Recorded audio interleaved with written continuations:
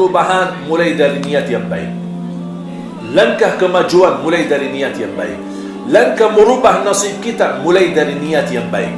Tak ada orang berkata saya tidak bisa berbuat. Semuanya bisa berbuat.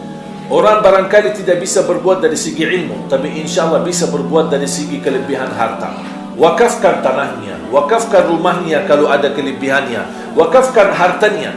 Sebagaimana kita terus mengisi tabungan rekening dunia, jangan lupa juga isi tabungan rekening akhirat. Itulah yang akan membawa manfaat dan membawa keberkahan sampai menuju ridha Allah Subhanahu wa taala. Dan orang yang bersedekah akan dibawa naungannya sedekahnya sampai sedekahnya itu menjadi saksi baik di hadapan Allah Subhanahu wa taala. Cuba bayangkan ketika di alam kubur, di tempat yang sempit dan gelap, Allah jadikan terang, Allah jadikan cahaya, dan kita kaget, ada apa ini? Cahaya dari mana? Ternyata malaikat menyampaikan, ini berkah sedekahmu, wakafmu, berjuanganmu. Ada anak-anak penghafal Al-Quran yang sedang ngaji, yang anda sebelum wafat telah membina mereka, menuspot mereka. Mereka sekarang sedang melantunkan bacaan Al-Quran. Makanya Allah Subhanahu wa taala memberikan cahaya bacaan mereka.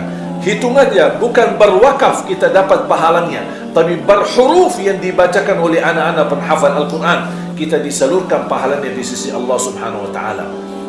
Harta yang disebutkan rizki bukan yang kita titipkan dan kita tinggalkan untuk ahli waris. Harta yang kita miliki saat ini sebenarnya harta bukan milik kita. Itu namanya harta ahli waris. Tetapi bisa jadi milik kita kalau kita infakkan di jalan Allah Subhanahu wa taala. Kenapa menjadi rezeki kita kalau kita infakkan di jalan Allah Subhanahu wa taala?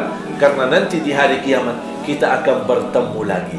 Tapi kalau harta yang kita tinggalkan untuk ahli waris, kita tidak akan bertemu lagi. Bisa menjadi saksi baik kalau ahli waris berlaku baik di harta itu dan amanah yang diberikan, atau bisa menjadi tanggung jawab dan bisa menjadi buruk, saksi buruk bagi kita karena kita sudah menitipkan harta kepada anak-anak yang barangkali kita gagal mendidik mereka menjadi saleh-salehah.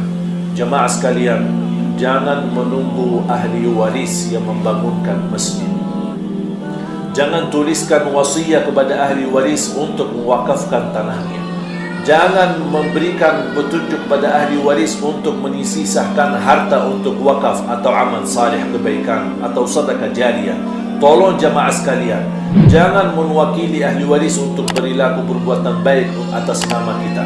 Kita sendiri di masa hidup, ayo segera sabiqu, bergeraklah, berlarilah, bersegeralah, bersungguh-sungguhlah di jalan Allah Subhanahu wa taala berbuat baik.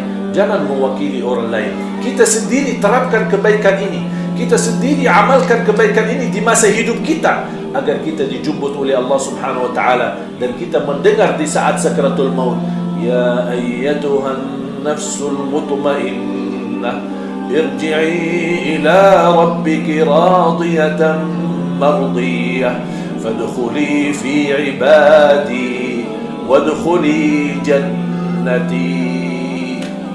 Masya Allah, jiwa yang tenang, timbanglah kepada ridha Allah Subhanahu wa taala. Masuk dalam kalangan hambaku dan masuk dalam surgaku, kata Allah Subhanahu wa taala. Mudah-mudahan apa yang kita niatkan mulai dari niat hari ini. Saya mohon kepada Bapak Ibu semua dimanapun anda berada, niatkan. Walaupun belum ada sesuatu yang kita bisa berikan, mungkin dalam kondisi saat ini, mungkin ekonominya masih terganggu, mungkin ada kesibukan hal yang lain, mungkin ada hal-hal yang lebih diutamakan, apapun alasannya, saya harap satu, mohon mulai dari niat.